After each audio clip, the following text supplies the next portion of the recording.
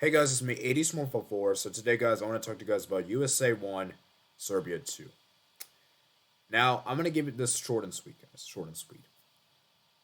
Honestly, guys, it's not that disappointing of a result. Of course, it is disappointing to lose a game, especially in a game which USA were actually leading at one point in this game.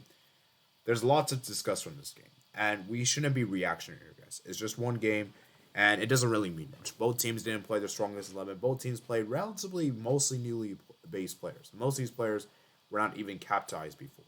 So many of these players played for the first time as a collective, and I think it's very, very important to note there because there were some players on the day that stood out to me for the U.S. and there were some players that obviously didn't stand out.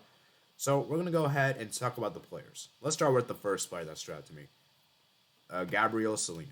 I think this guy for me is a contender to be one of the keepers for US. I think for me he was fantastic on the day. His first appearance ever for the US MNT, and he was brilliant. And it's hard to believe this guy is only 18 years old, and he looked amazing today. 4 saves he made. It was brilliant, man. I think for me, honestly, guys, I think he should be in our pecking order for the next World Cup. Okay, maybe not necessarily be a starter for us because I still think Matt Turner is miles clear. However, I do think he should be at least be somewhat considered. He shouldn't be completely snubbed out.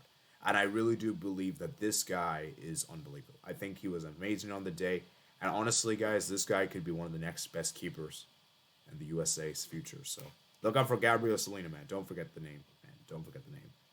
Another player that also stood out to me was Coel, Kate Coel. Despite him not scoring in the day, I thought for me he was one of USA's best players in the day. He was fantastic, lively down the left flank, and for me he was amazing. You know the way he was able to get, the way he was trying his best to get the goals for the US was amazing. He did the best that he could. Then I thought Vasquez. I think he had a good game for me as a center forward for the USA. And honestly, I would like to try him out for the US. I'm tired of Jesus Ferreira, guys. I'm tired of the Jesus Ferreira guys. I don't want to see Jesus Ferreira play as a striker anymore for his national team.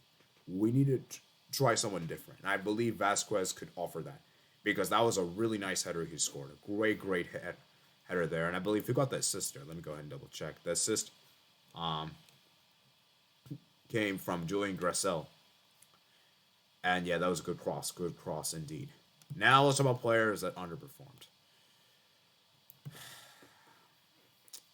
Walker Zimmerman, man. Walker Zimmerman. I think it's fair to say that he should be done. We should move on from Walker Zimmerman, especially what he did in that World Cup, especially against the Netherlands. I still haven't forgiven him for that day because I still believe that if it wasn't that, I still believe he was at fault for that game. And for me, he was the worst player in that game. And for me, once again, was just not great enough. He even was taken off at halftime, which probably shows how bad he was. And then, of course, came on the meme himself, Aaron Long. And you just know it's a disaster in its making. I mean, Aaron Long, of course, he's a disaster in its making. I mean, both shouldn't be part of the national team anymore, but it is what it is. And so both players really underperformed for me, of course. Another player that also really underperformed for me was who else? I'm trying to think. Um, Maybe Sonari. I thought he was a bit underwhelming on the day. Wasn't really that amazing. He was okay, I guess.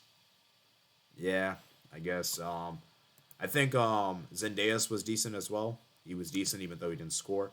And now let's go quickly look at the Serbian players. We got to talk about them because, of course, guys, I'm a football channel, so I want to keep things, fair here. That first goal was a nice free kick. What a free kick that was from Ilsic. A brilliant, brilliant free kick under the wall. Brilliant. Although I do blame Walker Zimmerman for that, but still, you know, a brilliant free kick nonetheless.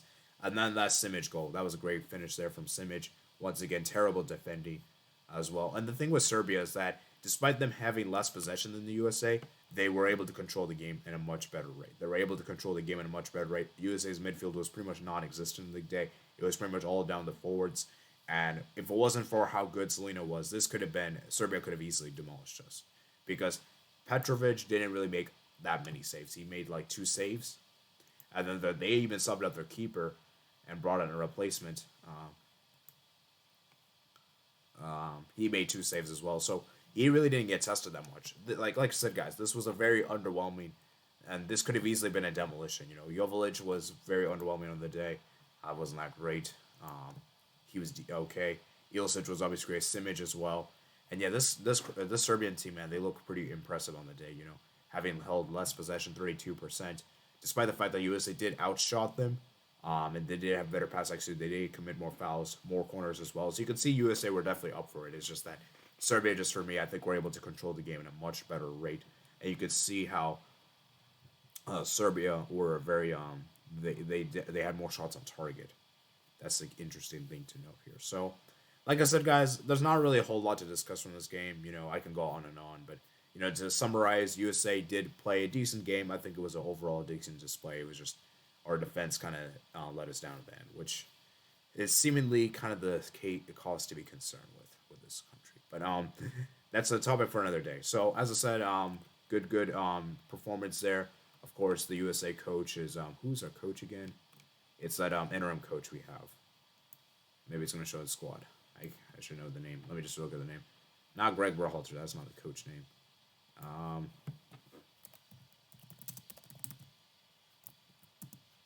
Interim coach Anthony Hudson. Yeah.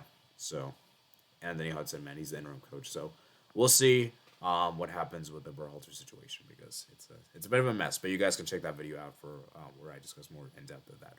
But anyways, I think that's gonna be it for today, guys. Hope you guys did enjoy this video, guys. Let me know what you guys think in the comment section below. If you guys be new and considering that subscribe button, like this video, enjoy, and I'll see you guys later. Peace out.